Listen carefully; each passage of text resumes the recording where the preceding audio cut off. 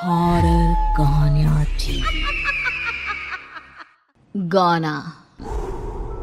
आज 20 सालों बाद रमेश अपनी दुल्हन नैना के साथ अपने गांव के अपने पुराने घर आता है। सभी लोग बहुत खुश थे। रूपा भी अपनी बहू का स्वागत करने में लगी थी। पर ये क्या, रूपा जैसे ही अपनी बहू की आरती उतारने जाती है, अचानक से तेज हवाएं चलने लगती है। घर की लाइट चली जाती है और आरती का थाल का दीपक बुझ जाता है। माँ, ये सब क्या हो रहा है? अचानक से ये मौसम कैसे बदल गया? अरे बेटा, ये गांव है। गांव में अक्सर ऐसा ही होता है। किसी भी वक्त मौसम बदल जाता है और कभी भी लाइट चली जाती है। दीपाली बेटा, किचन से मोमबत्तियां तो ले आ।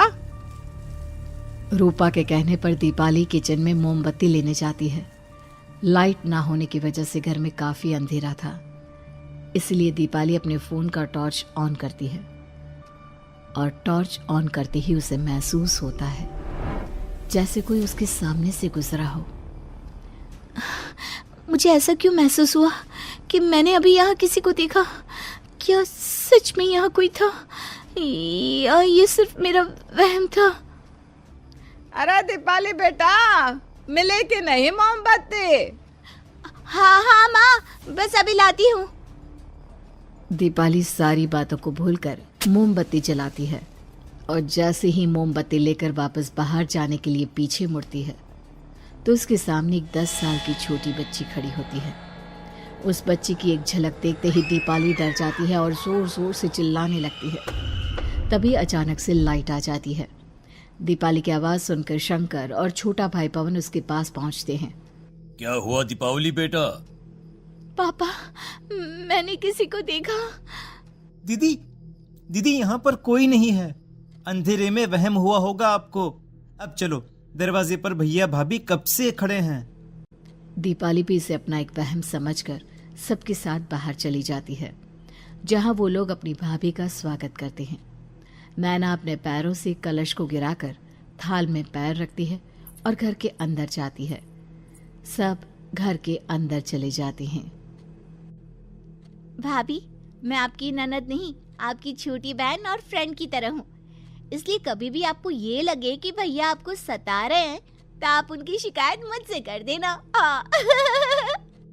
भाभी भैया की शिकायत करे या ना करे, पर मुझसे और माँ से तेरी शिकायत जरूर करेगी। सभी आपस में बैठकर हंसी मजाक कर रहे थे। नैना भी घूंघट किए अपने बिस्तर पर बैठी थी। वो सब आपस में बात कर ही रहे होते हैं कि तभी उन्हें एक अजीब डरावनी आवाज सुनाई देती है और कमरे की खिड़की अपने आप ही खुल जाती है। मुझे इसीलिए गांव पसंद नहीं। गांव में ऐसी ही डरावनी आवाजें आती हैं। मैंने तो सुना है गांव में बहुत सारे भूत भी होते हैं और इस मौसम को पता नहीं क्या हो रहा है। मुझे तो बहुत डर लग रहा है। मैं तो अपने कमरे में जा रही हूँ सोने। बाय भाभी, हम कल बात करेंगे। अब सब अपने कमरे में सोने चले जाते हैं। नैना अपने कमरे में बिल्कुल अकेली थी। कुछ देर बाद रमेश अपने कमरे में आता है और देखता है कि नैना खिड़की के पास खड़ी होकर बाहर की ओर एक टक नजरें लगाकर देख रही थी। क्या हुआ नैना? बाहर क्या देख रही हो? मैं बाहर का मौसम देख रही हूँ रमेश जी। इस मौसम को देखकर ऐसा लग रहा है जैसे आज कोई अपना बदला लेने के लिए आया है। तुम क्या बोल रही हो? मेरी कुछ समझ में नहीं आ रहा। और वैसे भी रात काफी हो चुकी है, अब हमें भी सो जाना चाहिए। चलो। इतना बोलकर रमेश सोने के लिए बिस्तर पर लेट जाता है, पर नैना अब भी खिड़की के पास ही खड़ी होती है। रमेश के सो जाने के बाद नैना अपनी सास के कमरे में जाती है और अपनी सास के पास बैठकर रोने लगती है, जिसे सुन सास की नींद खुल जाती है। बहू, अरे क्या हुआ बहू? तू इतनी रात को यहाँ मेरे कमरे में बैठकर रो क्यों रही है? मम्मी जी, आपने मुझे क्यों नहीं अपनाया? आपको पता है, आपकी वजह से मुझे और मेरे परिवार वालों को गांव वालों के कितने ताने सुनने पड़े। तू मेरी बहू नहीं है? कौन है तू? मम्मी जी, मैं आप ही की बहू हूँ। आपने मुझे अब भी नहीं पहचाना? इतना बोलते ही नैना की आंखें लाल हो जाती हैं। वो जोर जोर से हंसने लगती है। मौसम का रुख बदल जाता है। कमरे की खिड़कियां और दरवाजे अपने आप ही खुलने और बंद होने लगते हैं। देखते ही देखते नैना हवा में उड़ने लगती है और वो अपनी आंखों के इशारे से अपनी सांस को भी हवा में लटका देती है। तेरी वजह से मुझे और मेरे घर वालों को ताने सुनने पड़े। तूने जो पाप किया है, तुझे उस पाप की सजा मिलेगी और अब तेरी इस गलती की सजा तेरा पूरा परिवार भुगतेगा। इस तरह से नैना बड़ी ही बेरहमी से अपनी सास को मार डालती है और आराम से अपने कमरे में जाकर सो जाती है। अगली सुबह जब घर वालों को कमरे में रूपा की लाश मिलती है तो उन लोगों के पैरों तले जमीन खिसक जाती है। कल तक माँ बिल्कुल ठीक थी, फिर अचानक ऐसा क्या हुआ रात को कि माँ हम सबको छोड़कर चली गई। सारी गलती मेरी है। बेटे की शादी की खुशी में मैं ही रात को घर वापस नहीं आया और चला गया अपने गांव के दोस्तों से मिलने। अगर रात को मैं अपनी रूपा के साथ होता तो शायद आज वो हमें छोड़कर न जाती। घर में शोक का माहौल पसर गया था, पर नैना को इस बात से कोई फर्क नहीं पड़ रहा था और ये बात कहीं ना कहीं पवन को भी समझ में आ रही थी। अब ऐसे ही कुछ दिन बीतते हैं और 1 महीने के अंदर ही अंदर शंकर की भी मौत हो जाती है। पहले माँ छोड़कर चली गई और अब पिताजी। क्या हो गया है हमारे घर को? पता नहीं किसकी नजर लग गई है। भैया ये घर सही नहीं है। हम जब से इस घर में आए हैं कुछ न कुछ बुरा ही हो रहा है। हमें यहाँ से वापस शहर चले जाना चाहिए। जहाँ रमेश, दीपाली और पवन का रो रो कर बुरा हाल था, वहीं नैना अपने कमरे में बैठी आराम से मेकअप कर रही थी। दीदी मुझे तुमसे कुछ बात करनी है। मुझे लगता है कि इन सब के पीछे भाभी का हाथ है। पवन तू ये सब क्या कह रहा है? तू होश में तो है ना?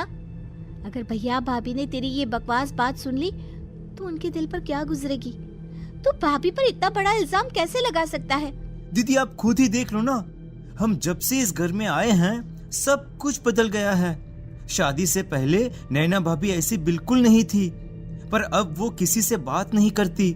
ज्यादातर अकेले अपने कमरे में ही रहती है और कभी उनसे बात करो भी तो न जाने कैसी अजीबोगरीब तरह की बातें करने लगती हैं।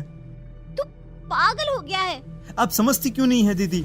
देखो ना, हमारे घर में मौत का सिलसिला शुरू हो गया है, पर भाभी को कोई फर्क नहीं पड़ रहा।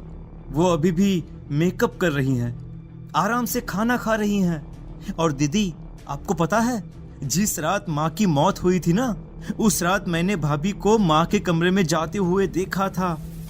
पवन की बातें सुन अब दीपाली के मन में भी शक पैदा होने लगता है और वो इस बारे में रमेश से बात करती है। रात को सब साथ में बैठकर खाना खा रहे थे, तभी कौन हो तुम और तुम ये सब क्यों कर रही हो? क्यों सबकी जान ले रही हो? रमेश जी, ये आप क्या कह रहे हैं? मैं भला मम्मी जी पापा जी की जान क्यों लूंगी?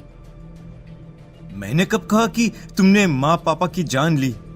नैना, तुम तो मेरी पत्नी हो, तुम थोड़ी किसी को मारोगी। नैना, तुम नैना ही हो ना? रमेश की ये बात सुनते ही नैना खाना छोड़कर गुस्से में सबको देखने लगती है। नैना की गुस्से भरी आंख को देखकर तीनों भाई बहन डर जाते हैं। तभी नैना जोर जोर से हंसने लगती है। मैं तो हूँ आपकी पत्नी गौरी। गौरी का नाम सुनते ही रमेश के होश उड़ जाते हैं। आखिर कौन है ये गौरी? क्या है इस घर और घर वालों का राज?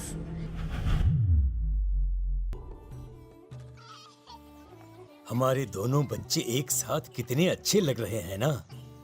हाँ, कितने अच्छे दोस्त हैं दोनों। बस बड़े होने के बाद भी इनकी ये दोस्ती बनी रहे तो बच्चे कितने खुश रहेंगे। मैं क्या सोच रहा था कि क्यों ना हम अपनी दोस्ती को रिश्तेदारी में बदल दें। मैं अपने बेटे रमेश की शादी तेरी बेटी गौरी से करना चाहता हूँ। इस तरह हमारे बच्चे भी हमेशा साथ रहेंगे और हमारी दोस्ती भी रिश्तेदारी में बदल जाएगी। शंकर की इस बात से उसके दोस्त को बहुत अच्छा लगता है और वो अपनी बेटी की शादी रमेश से करवाने के लिए तैयार हो जाता है। बहुत जल्द दोनों परिवार मिलकर बचपन में ही रमेश और गौरी की शादी करा देते हैं। अरे शंकर, अपने बच्चों की शादी करवा कर हमने अपनी दोस्ती को रिश्तेदारी में बदल तो लिया, पर मैं चाहता हूं कि अपनी गौरी का गौना 2 साल बाद करूं, ताकि वो थोड़ी समझदार हो जाए।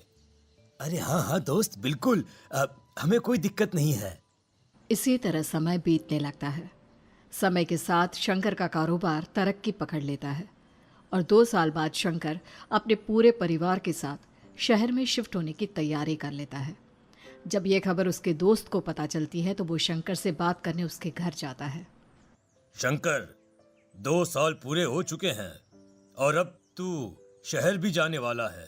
मैं सोच रहा था कि तेरे शहर जाने से पहले गौरी का गौना कर दूं, ताकि तू अपनी बहू को अपने साथ लेकर जा सके। ये तू कैसी बातें कर रहा है? रिश्तेदारी बराबरी वालों से होती है, और वैसे भी अब मेरा बेटा या मेरा परिवार कोई भी इस रिश्ते को नहीं मानता। ये तू कैसी बातें कर रहा है दोस्त? जब हमने अपने बच्चों की शादी करवाई थी तब हम दोनों ही एक बराबर थे। पिछले 2 साल में तेरा कारोबार थोड़ा सा अच्छा क्या चल गया तो पुराने रिश्ते ही तोड़ देगा। देख भाई, ऐसा मत कर। अगर तूने मेरी बेटी को अपनी बहू के रूप में नहीं अपनाया तो कोई भी मेरी बच्ची से शादी नहीं करेगा। अरे उसकी जिंदगी बर्बाद हो जाएगी। यार देख, वैसे भी बाल विवाह तो कानून मान्यता नहीं देता, फिर मैं कैसे दे दूं? तू अपनी बेटी के बड़े होने पर उसकी शादी किसी दूसरे लड़के से करवा देना। वैसे भी तब तक ना उसे और ना ही गांव वालों को ये बात याद रहेगी। मेरे बेटे को बख्श दे मेरे भाई। इस तरह से शंकर अपने दोस्त के परिवार और गौरी को गांव वालों के ताने सुनने और जिल्लत से भरी जिंदगी जीने के लिए छोड़ अपने परिवार वालों के साथ शहर चला जाता है। अरे इनकी गोरी में ही कोई दोष होगा, तभी तो लड़के वालों ने इनकी बेटी को अपनी बहू के रूप में नहीं अपनाया और उसको यहाँ छोड़कर शहर चले गए। अब कौन थामेगा ऐसी लड़की का हाथ? अरे पता नहीं कैसा आदमी है जो गांव वालों के इतने ताने सुनकर भी सर उठाकर गांव में चल रहा है। अरे अगर मेरी बेटी के साथ ऐसा हुआ होता ना तो मैं तो शर्म के मारे मर ही जाता। हाँ, दिन रात लोगों की नजरों में अपने लिए ग्रहण देख और सबके ताने सुन सुन अब गौरी के पिता हिम्मत हारने लगते हैं और एक रात गौरी के माता पिता खुदकुशी कर लेते हैं। ये सदमा गौरी भी सहन नहीं कर पाती और उसकी भी मृत्यु हो जाती है। तुम्हारे परिवार की वजह से हम लोगों ने अपनी इज्जत और जान गंवाई। इसका बदला तो तुम्हें चुकाना पड़ेगा, वो भी अपनी जान देकर। हंसते हुए अब नैना हवा में उड़ने लगती है। नैना अब पूरी तरह से बदल चुकी थी। गौरी की आत्मा उसके शरीर पर हावी हो चुकी थी। उसकी आंखें सफेद, पैर उल्टे, चेहरा काला और बाल बिखर गए थे। अब गौरी अपनी शैतानी शक्तियों से घर के हर कोने को अपने काबू में कर लेती है और सीधी दीवार पर जाकर चिपक जाती है। मुझे अपना बदला चाहिए। बदला लूंगी मैं तुम सबको खत्म कर दूंगी।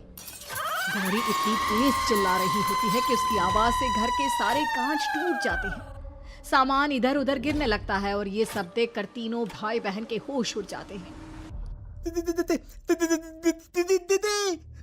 बचाओ, भागो भागो। उन तीनों को अपनी जान बचाने के लिए यहाँ से वहां भागता देख गौरी जोर जोर से हंसने लगती है। तभी दीपाली घर से बाहर निकलने लगती है, जिसे देख गौरी गुस्से में अपनी शक्तियों से तुरंत घर का दरवाजा बंद कर दीपाली को हवा में उड़ा देती है।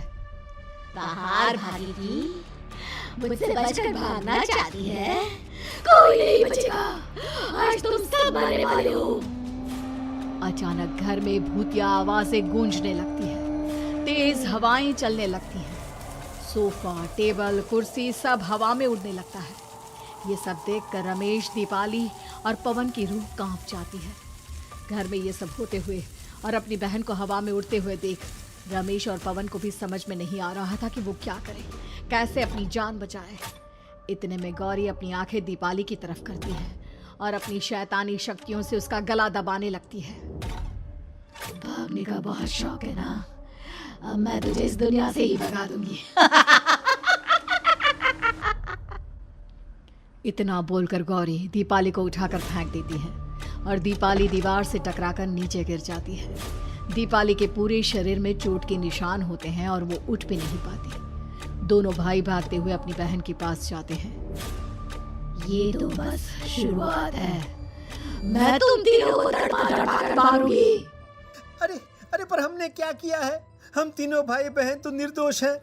गलती तो हमारे माता पिता ने की थी और उन्हें तुम पहले ही मार चुकी हो, फिर हमारे पीछे क्यों पड़ी हो?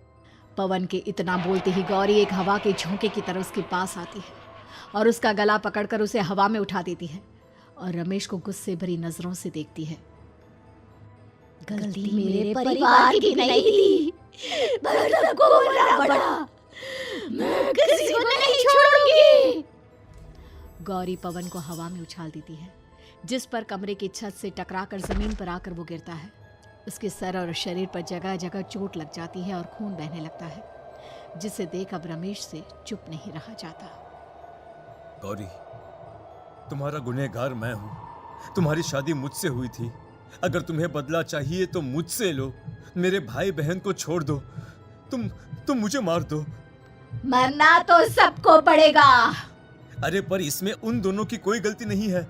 प्लीज, मैं मानता हूँ कि तुम और तुम्हारे परिवार के साथ जो कुछ भी हुआ वो गलत था, पर गौरी, मैं प्लीज मेरे भाई बहन को छोड़ दो। उन्हें तो इस बात के बारे में कुछ भी पता नहीं है। उनका इस सबसे कोई लेना देना नहीं है। तुम और तुम्हारा परिवार यही चाहता था ना कि मैं तुम्हें अपना लूं। उस समय मैं बच्चा था। मेरे पास इतनी समझ नहीं थी, पर आज मैं तुम्हें तुम्हारे इसी रूप में अपनाता हूं। मेरे साथ जो करना है कर लो, बस मेरे भाई बहन की जान बख्श दो उनकी जान। रमेश की ये बात सुनकर गौरी का गुस्सा थोड़ा शांत होता है। ठीक है, मैं तुम्हारे भाई बहन को नहीं मारूंगी, पर तुम्हें मरना होगा और तुम्हारी आत्मा को मेरे साथ शादी करनी होगी। मुझे मंजूर है। अब रमेश गौरी के साथ छत पर जाता है और छत से नीचे को जाता है। रमेश के मरते ही गौरी उसकी आत्मा को अपने साथ ले जाती है और इस तरह से रमेश खुद मरकर अपने भाई बहन को बचा लेता है।